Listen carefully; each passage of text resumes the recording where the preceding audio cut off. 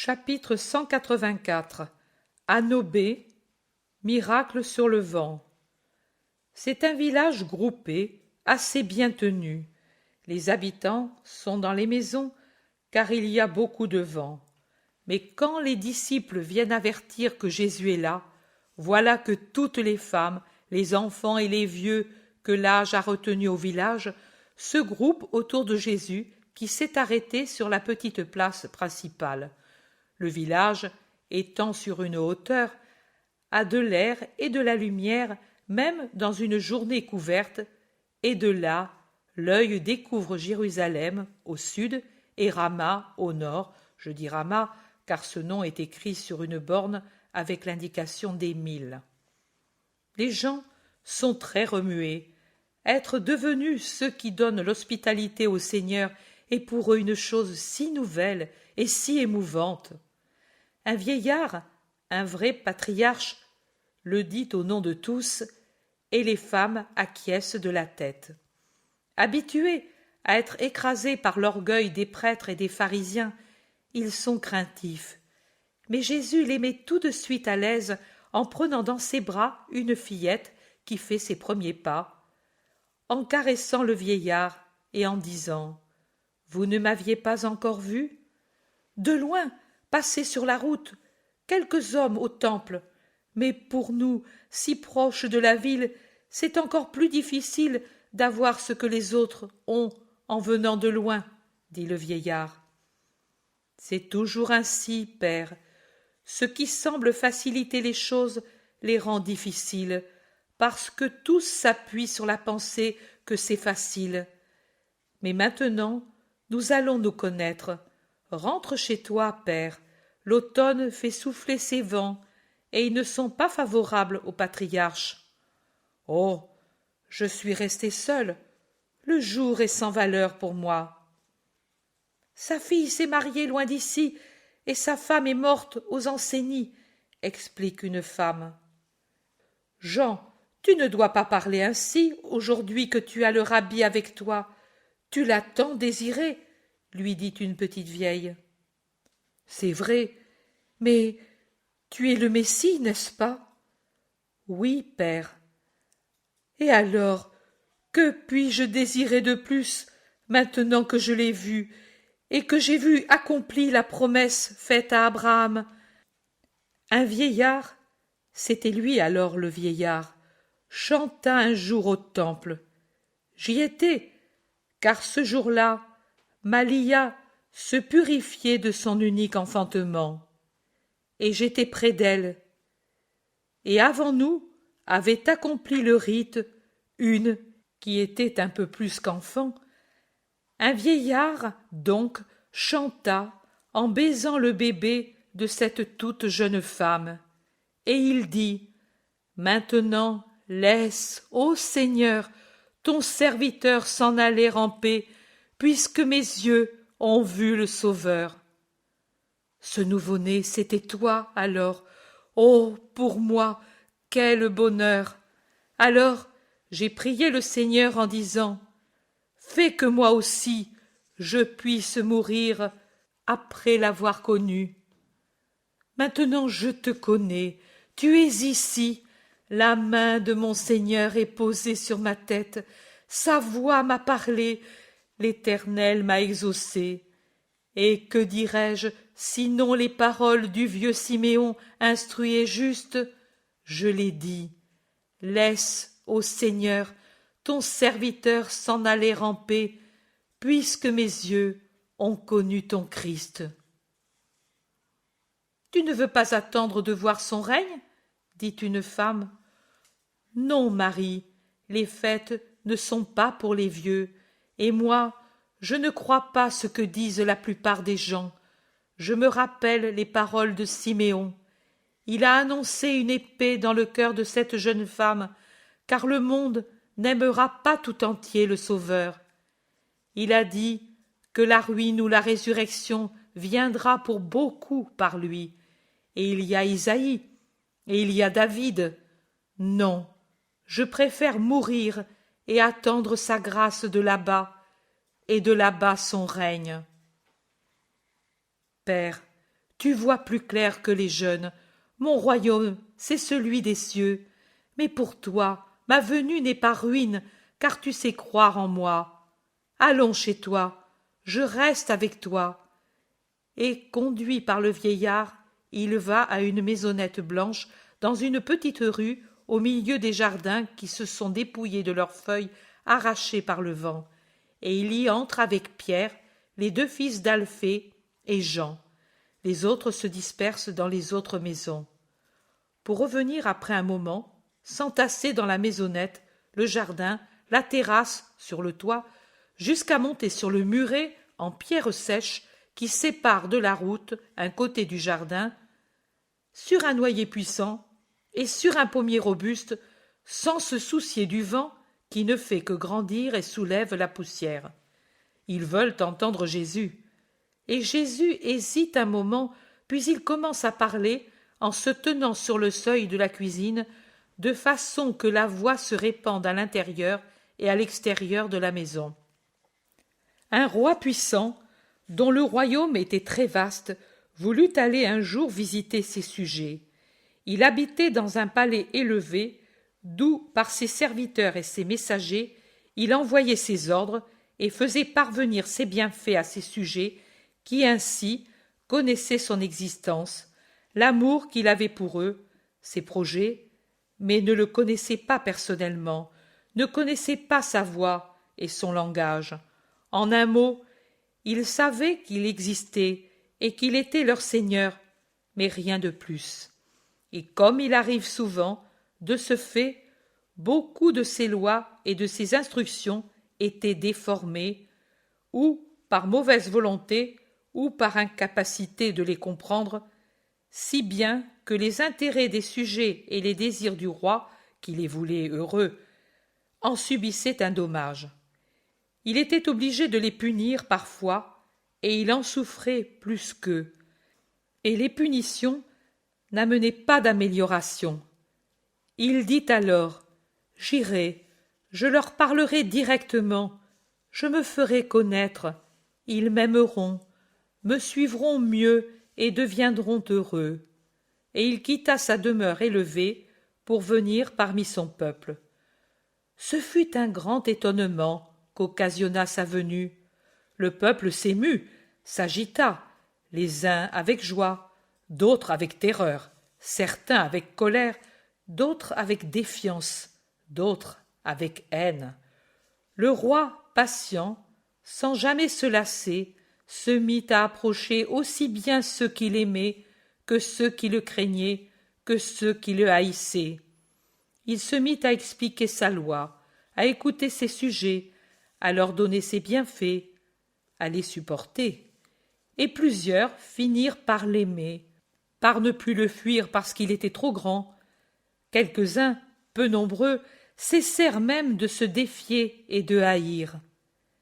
C'étaient les meilleurs, mais beaucoup restèrent ce qu'ils étaient, ne possédant pas en eux la bonne volonté. Mais le roi, qui était très sage, supporta aussi cela, en se réfugiant dans l'amour des meilleurs pour être récompensé de ses fatigues.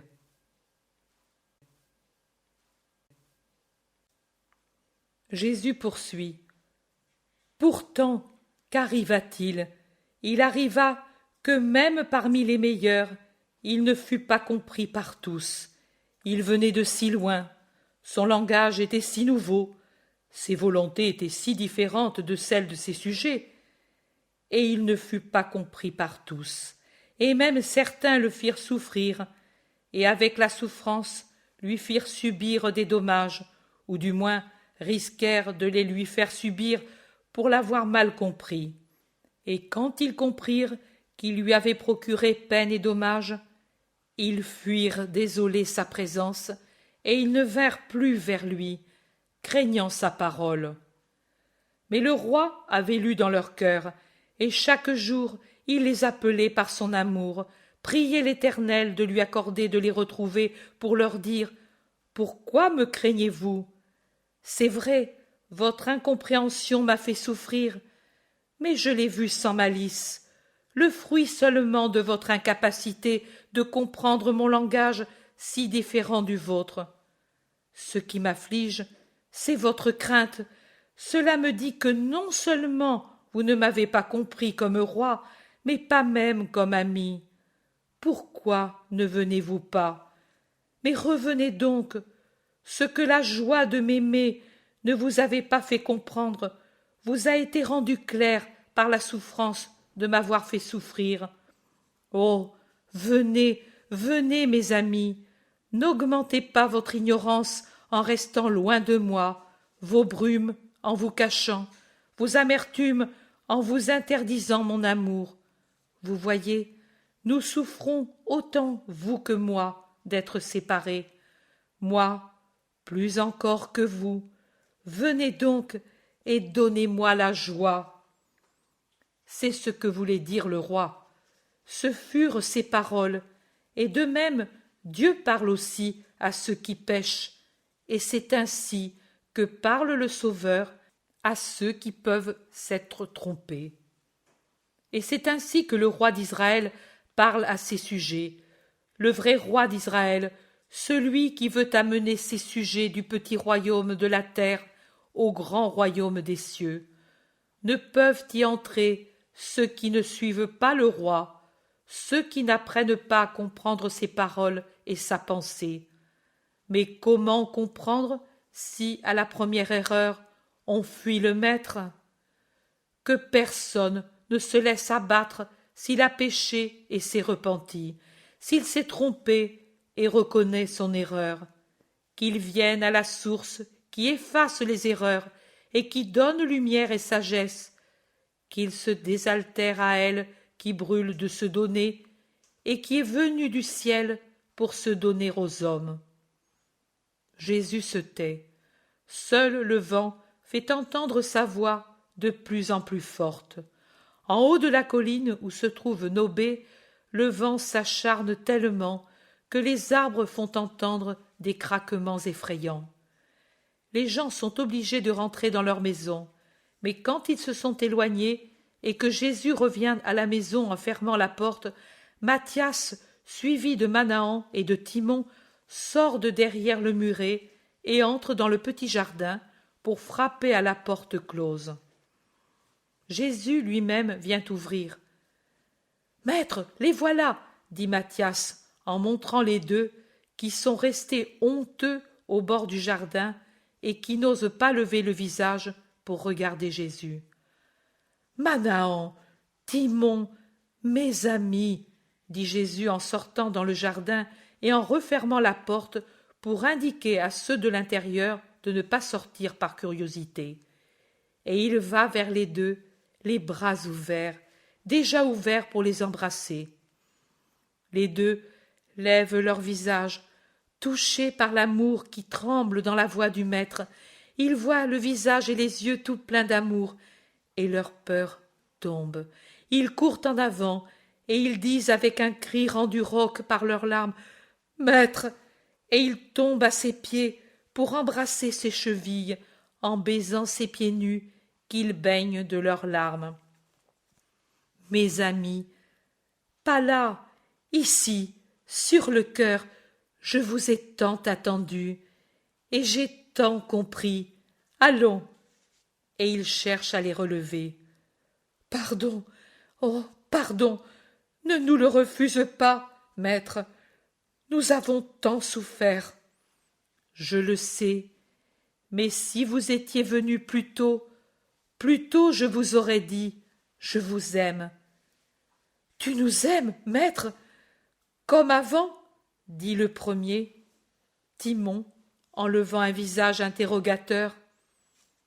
Plus qu'avant, car maintenant vous êtes guéri de toute humanité dans votre amour pour moi. C'est vrai, ô mon maître! Et Manahan bondit debout et ne résiste plus. Il se jette sur la poitrine de Jésus et Timon l'imite. Vous voyez comme on est bien ici.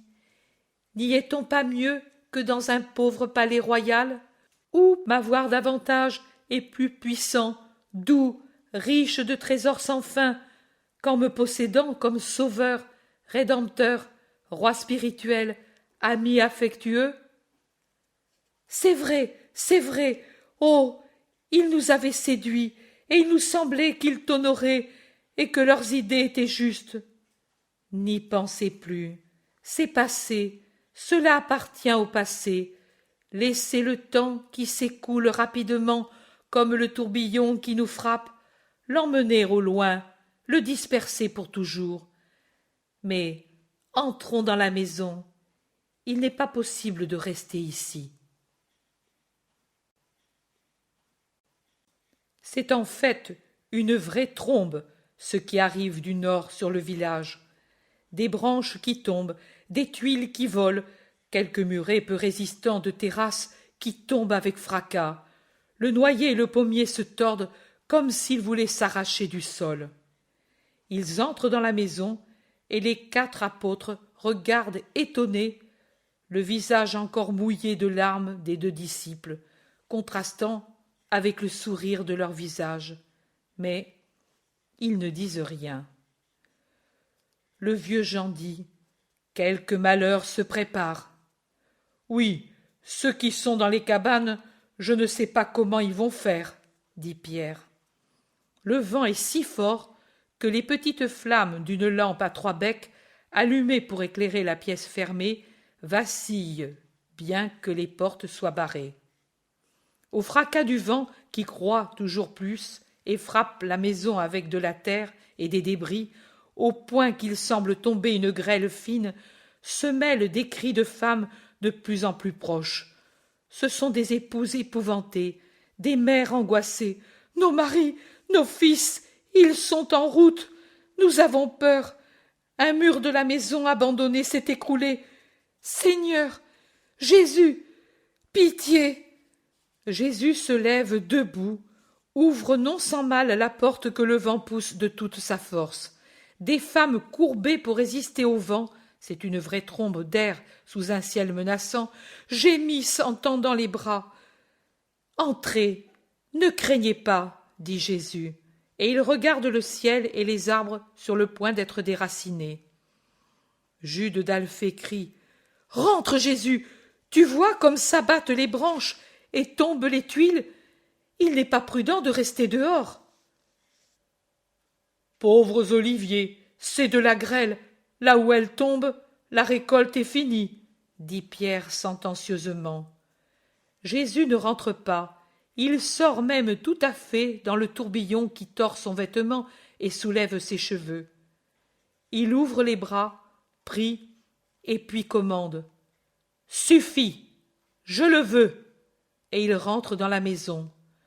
Le vent a un dernier mugissement, et puis il tombe tout d'un coup. Il est impressionnant, le silence qui se fait après un pareil fracas. Il l'est tellement que des maisons se montrent des visages étonnés. Il reste les signes de la trombe d'air, feuilles, branches arrachées, lambeaux de rideaux. Mais tout est tranquille. Le firmament répond à la terre qui n'est plus bouleversée par un éclaircissement des nuages qui de noirs deviennent clairs, se dispersent sans faire de dégâts, mais en laissant tomber une pluie fine qui achève de purifier l'air souillé par tant de poussière. Mais qu'y a-t-il eu? C'est fini? Cela semblait la fin, et maintenant il fait beau. Des voix s'interrogent d'une maison à l'autre. Les femmes qui étaient accourues près de Jésus courent dehors. Le Seigneur est avec nous. Il a fait un miracle. Il a arrêté le vent. Il a rompu les nuages. Hosanna, Hosanna, louange au fils de David, paix, bénédiction. Le Christ est avec nous. Il est avec nous, le béni, le Saint. Le Saint, le Messie est avec nous. Alléluia. Le village déverse dehors tous ses vrais habitants et ceux qui s'y trouvent occasionnellement, c'est-à-dire les apôtres et les disciples, qui accourent tous à la maisonnette où est Jésus. Tous veulent l'embrasser, le toucher, l'exalter. Louez le Seigneur Très-Haut, c'est lui le maître des vents et de l'eau. S'il a écouté son Fils, cela a été pour récompenser la foi et l'amour que vous avez eus pour lui. Et il voudrait les congédier. Mais qui peut calmer un village, en fait, agité par un miracle évident, surtout si c'est un village rempli de femmes? Les efforts de Jésus sont vains. Il sourit avec patience, alors que le vieillard qui le loge baise sa main gauche qu'il arrose de ses larmes. Voici les premiers hommes, essoufflés, apeurés, qui reviennent de Jérusalem. Ils craignent je ne sais quel malheur. Ils voient le peuple en fête. Qu'y a-t-il eu? Mais vous n'avez pas eu la tempête? De la montagne on voyait la ville disparaître sous des nuages de poussière. Nous croyions qu'elle s'était écroulée. Et ici, tout est sauf. Le Seigneur, il est venu à temps pour nous sauver de la ruine. Seule est tombée la maison maudite, et quelques tuiles et quelques branches. Et vous, qu'est-il arrivé à Jérusalem? Les questions et les réponses se croisent, mais les hommes se fraient un passage pour aller vénérer le Sauveur. Ce n'est qu'après qu'ils expliquent que la ville était effrayée à cause de la tempête qui menaçait, et que tous s'enfuyaient des cabanes dans les maisons, et que les propriétaires des oliviers pleuraient déjà sur leur récolte, quand, d'un seul coup, le vent s'était calmé et que le ciel s'était éclairci en laissant tomber un peu de pluie, et toute la ville était étonnée. Et parce que la fantaisie travaille vite dans certains cas, les hommes racontent que pendant que les gens s'enfuyaient, plusieurs qui avaient été dans le temple les jours précédents, voyant que le Moria était le plus envahi par les rafales au point que les comptoirs des changeurs avaient été renversés et que la maison du pontife avait subi des dégâts, disaient que c'était un châtiment de Dieu pour les insultes faites à son Messie. Et patati et patata. Plus il arrivait d'hommes, et plus leurs récits se coloraient. Par moments, ils devenaient plus apocalyptiques que ne l'étaient les récits du Vendredi saint.